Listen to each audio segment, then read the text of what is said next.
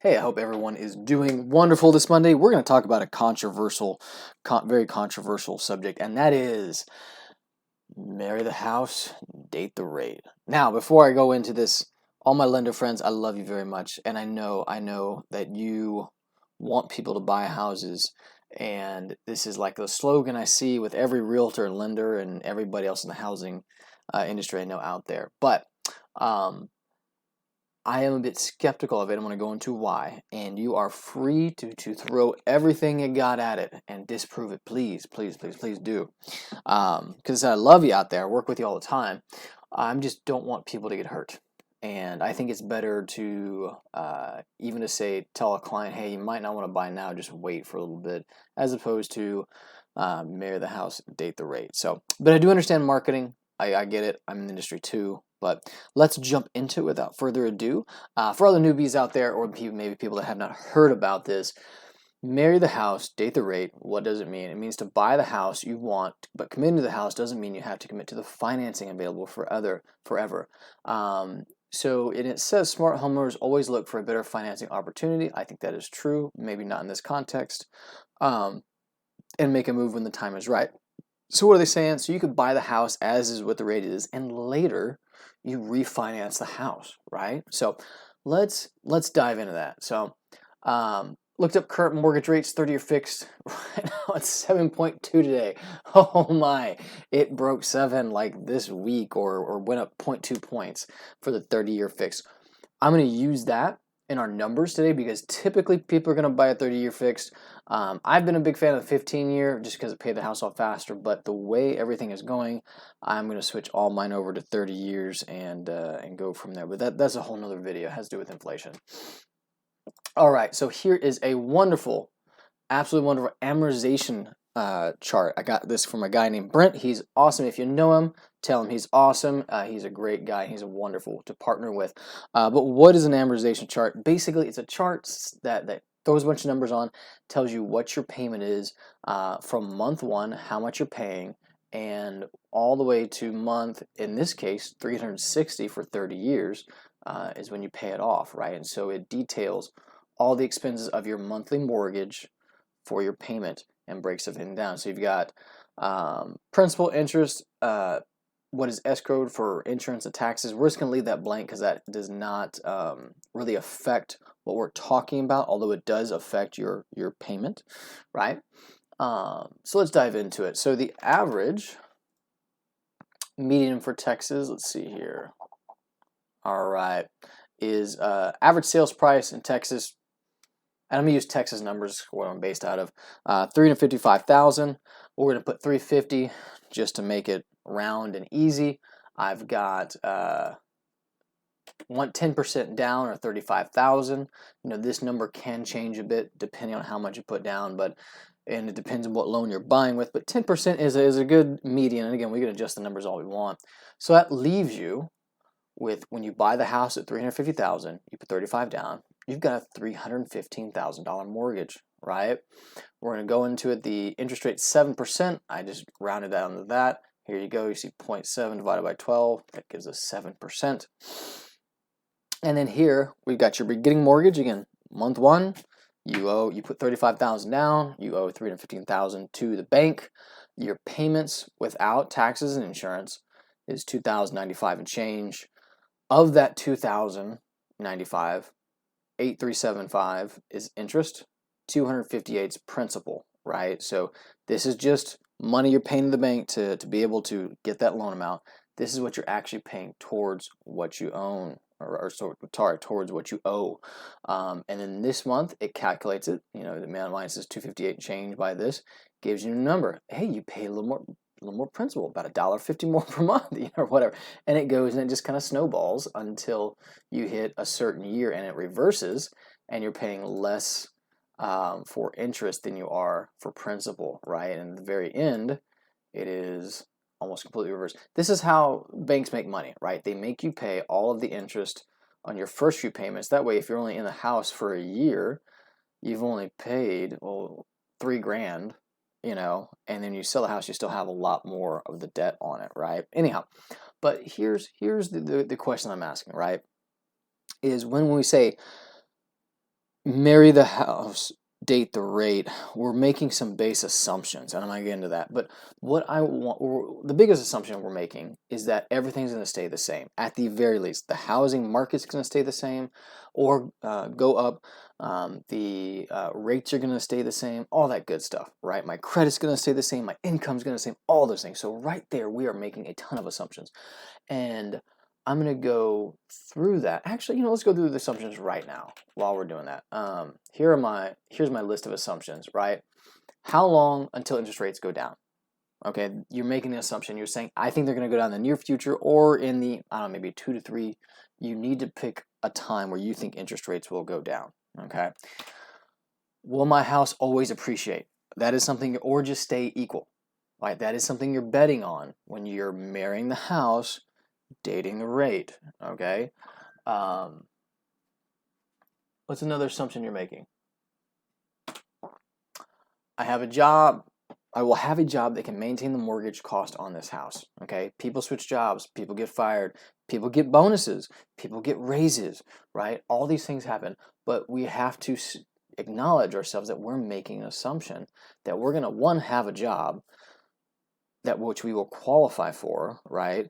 For the next refinance, this job can maintain the mortgage cost in the house and your debt to income ratio. And that's even, that's even one I didn't even, my debt to income.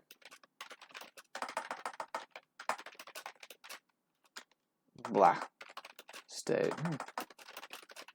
There we go. I'm not a perfect, but things just come in. So, but you're assuming you're going to have a job that will maintain the mortgage cost, at the very least your debt to income ratio, right? There's some assumptions built in this one that you're not going to go farther into debt, that you might pay some off, or at the very least your debt will remain equal, okay? Because when you marry the house and date the rate, when you go to date that second girl or that girl again, that other rate, you still have to qualify for it, okay? These are the things that you may not be told that are built into this assumption. Will you qualify for the refi, for the refinance, for the next one, okay? So we're going to go over some of those questions really quick.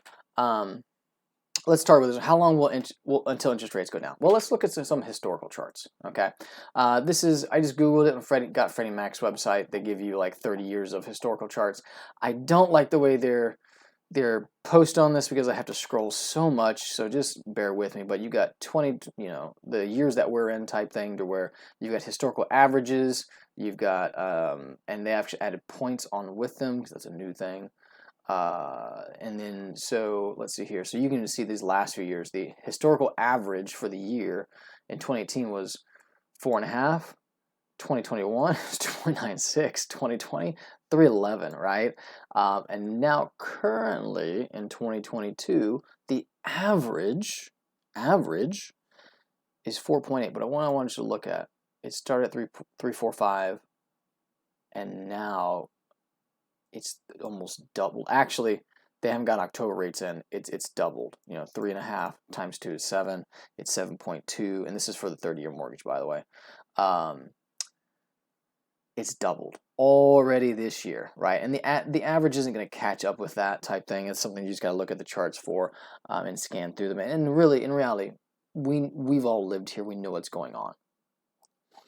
So let's look at some. I've already done a little bit of homework on this. So let's go back to the last time, which one, we were fighting inflation and rates. The federal government was raising rates, and that was in the 70s, okay? So let's look. Inflation started to pick up here, just like with us type thing, and so the Fed started to raise rates a little bit, right? Here they're kind of hovering.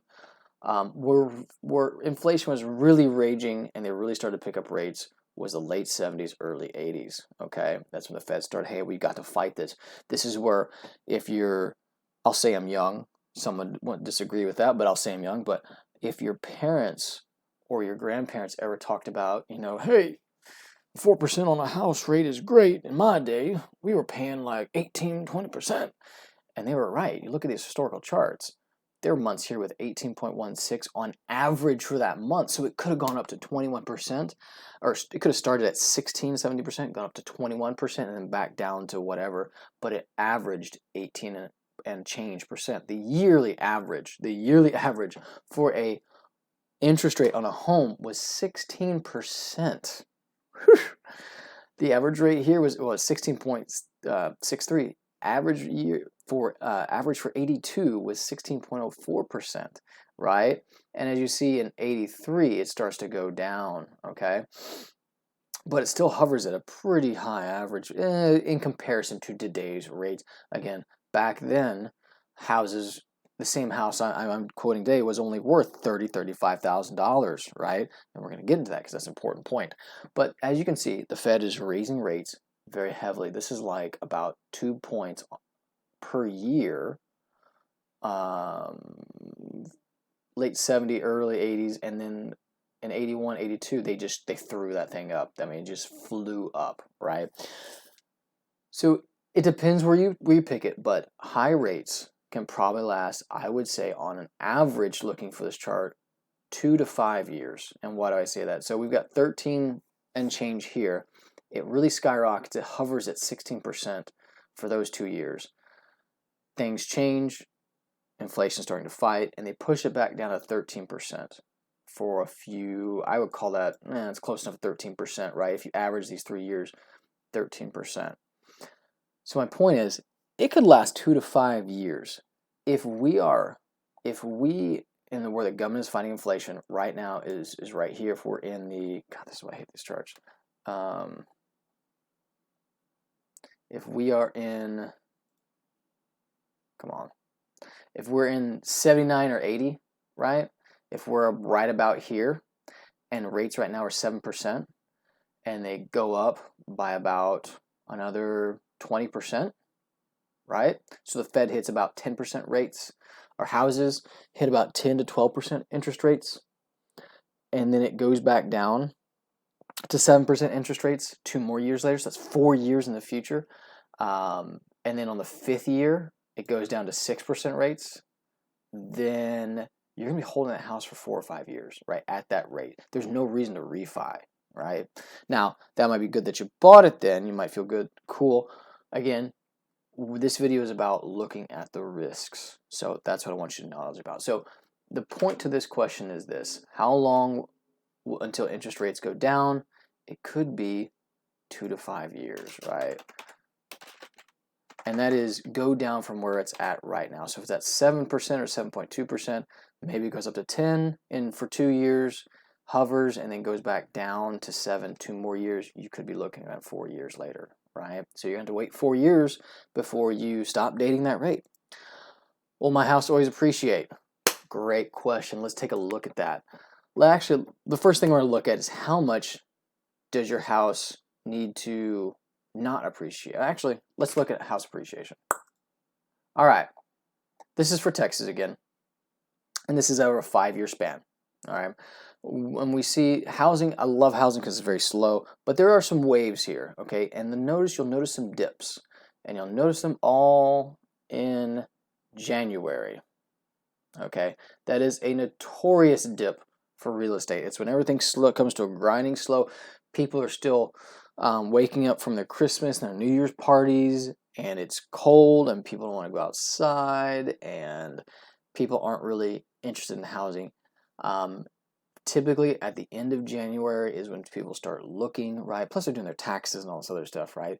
And typically, you're going to get the closings in February, March, and stuff like that. March is actually a really good month.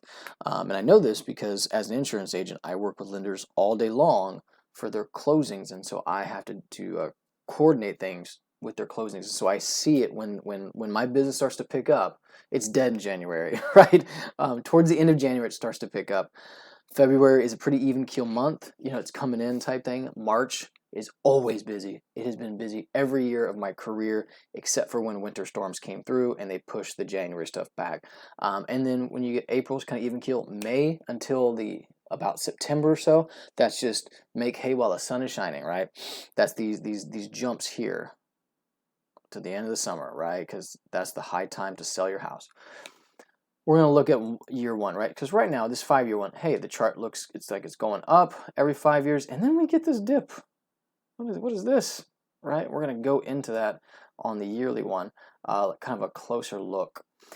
So this is just guesswork. Again, we're going to know what's happened 3 to 6 months after it's happened, right? But we're going to use this, and even the 5-year look pretty good to use it, but we're going to project what's happening in the future. Number one, this dip is not happening in January, right? It's not consistent with historical trends, all right? It started in June, in the middle of the summer, where typically it's the highest that where real estate peaks during those years. Okay, look at all the historical evidence.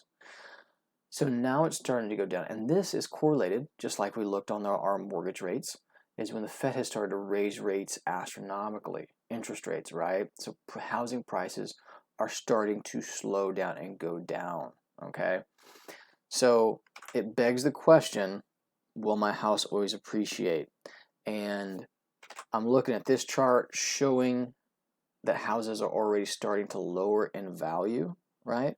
If we could back up all the way to 2006, 7, 8, 9, like we would see houses can go down in value, right? They go up for quite a long time and they start to go down quite a bit and they go up again. So the answer is that, will my house always appreciate? No. You just have to look at where you're in the cycle, okay? Are you, well, this doesn't really take a good cycle, but if we were to look at 2008, the line would be like down here, like it would be like way down here, right? Because these houses that are selling at 350 right now sold at like 100, 120 back in 2008. Okay, 2008, 9, and 10. You got to look at where you're at in the cycle. Okay, right now we're at all-time highs in the real estate market. If you buy a house right now and you're dating the rate, you will not appreciate, unless the government does something really crazy and reverses a lot of stuff, you're not going to appreciate, your house is not going to appreciate. You cannot bet on appreciation. And when you go, again, the big question is, will I qualify for the refi? When you go to the refinance and they say, hey, this $350,000 house you just bought is now worth, let's just say we take 10% off for 2 years. So that's 70 grand. 280 on my quick math. It's only worth 280,000. Well, you're going to have to pay the difference from what you have on the mortgage to the value of the house, or they won't refinance you. Also, they're only going to refinance up to 70%, 70 or 80%, right? So you take this 280 figure, and we're going to be very generous. We're going to times it by 80%, right? That's how much of a difference you've got to make. You have to make almost $100,000 in difference up. But wait, James, wait. I have been paying down my mortgage for the last, we'll say 2 years. All right, we'll just use a 2-year then. I've been paying my mortgage. You're right. Here's your principal. Here's a chart I've already made. So it adds up all of this that you've made, the payments to your principal, month 1 through 12, and adds in the chart. This is this guy divided by this guy to give you a percentage. So in other words, what this is doing is it's calculating what percentage can housing go down and I still stay even keel, right? Well, you're looking at 1% a year because this is the commutative, right? So this is going all the way down to 60 months or 5 years.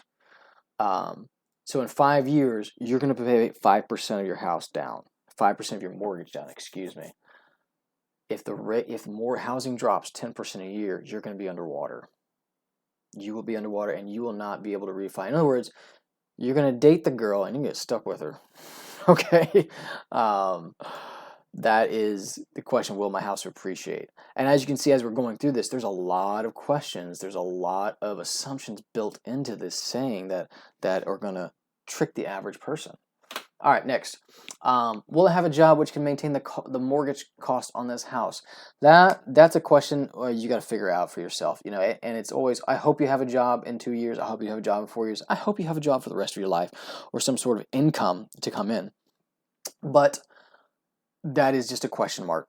And it depends on your industry, depends on how secure you feel with your job, but it's got to be a question that you ask yourself when you're making the choice of buying a home. Debt to income ratio, this is the same thing. Will it stay the same? Are you paying off your debts? Are you making more income? These are things that I can't look at a chart for you on. These are things that you're going to have to sit down with yourself, your spouse, maybe your financial advisor, maybe your boss. You're gonna have to sit down with some people and talk to, but it is a question that you need to ask. The biggest thing I'm gonna hit on when we're asking ourselves, will I qualify for the refi? Will I qualify? Will I qualify to date another girl, or do I have to keep this one? Right? Is how long will interest rates go down until interest rates go down, and more importantly, will my house appreciate? All right. And if not, how much do I have to pay down? Because if your house goes down to $224,000, the value of it, right? Or excuse me, $280,000 for the value, and they say, hey, we'll refi out 70% of it. That might be 80% if it's a cash refi. I haven't done just a regular refi in a while, but regardless, you see the issue. Like if it's this one and it's year, let's just say year 3, you're gonna have to put 25 grand down, right? 280 minus 315 minus 10,000 change. That's about 25 grand. You're gonna have to take that out of your bank account and put it down. That's if the rate is lower, number one. Number two, if you still have a job and you've got good income coming in and your debt to ratio is the same or better type thing. These are questions you got to ask yourself. So when you ask yourself, am I going to date the, yeah, we've gone through all this. If I'm going to marry the house, excuse me, if I'm going to marry the house and date the rate, am I really going to date the rate? Because you get all sorts of videos on YouTube saying, hey, this is the way to do it. Marry the house, date the rate. All right. I just don't, pardon my French, so you can remember this. I don't want you to date her and get stuck with the bitch. Probably shouldn't have said that, but you'll remember this video for the rest of your life after that, I guarantee. I don't want that to happen to you. But here, and I'm going to give you an example of a time where I really agree with this. Okay, let's go back to a historical chart. Here we go. And let's pretend it's, we could use 2018 as an example. I don't have a chart for 2008, so I'll use 2018. Let's just say you bought in January, your house in January 2018, and approximately, we're going to say approximately, it cost $225,000, right? So we're going to throw some numbers in there. So the sale price is now $225,000, same house, okay? Put the same percentage down, all that works out, and it's $202,000, right? And we know this is the low. Let's just pretend we know this is low. Like housing has crashed, like this thing went down here and it stabilized, and now it's starting its way up, okay? And we are pretty sure, hey, it's going to keep going up, Okay, so in a few years, let's just say it goes up to just about 270, okay? Now your house is worth 270. They will,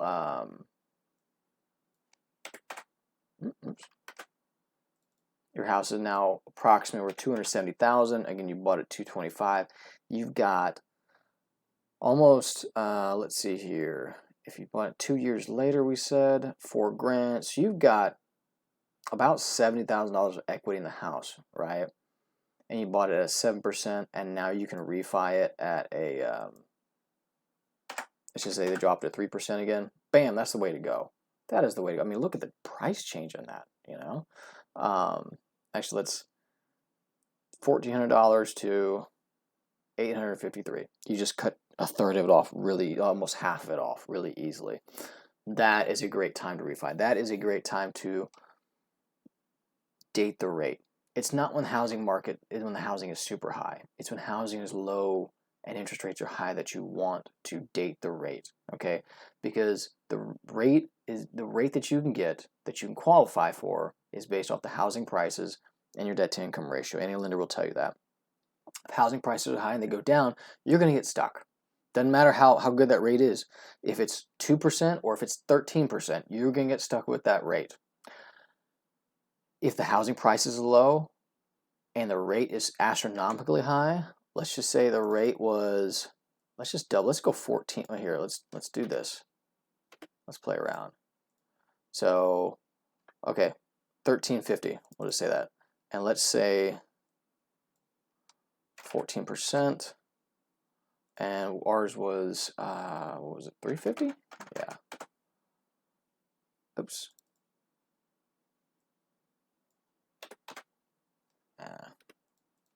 I'm getting a little lost in the weeds here. Okay, so 2,095 at 350. Let's cut that down to, what did I say, 225. And let's do 14%. So let's double the interest rate. You're paying almost, the monthly mortgage is just a little bit more, but it would still, even with twice the interest rate, I would say it's still a better buy. Is your monthly a little more? Yes, but if we're at this stage of the cycle and interest rates are literally double, which would probably bring housing prices down a little bit more, it would still be worth it, because later, if this thing goes up, you can just refinance out when rates go down lower, right? Maybe the last part I wasn't very clear on, but here's the ending point that I hope I nailed to the wall and like I'm hammering. If you date the rate while prices are all-time highs, there's a very, very good likelihood that you're going to be stuck with it, okay? That's my point. So hopefully that'll help you out. Again, my name is James. Contact me if you have any questions or anything. I'm here to help out with people. I'm looking for partners who want to, on the other side of this cycle, just really dominate the market, buy a bunch of assets, and retire early. If that's you, give me a call, reach out and contact me, and we will talk. And until then, I hope you have a wonderful rest of your Monday and the week is glamorous for you.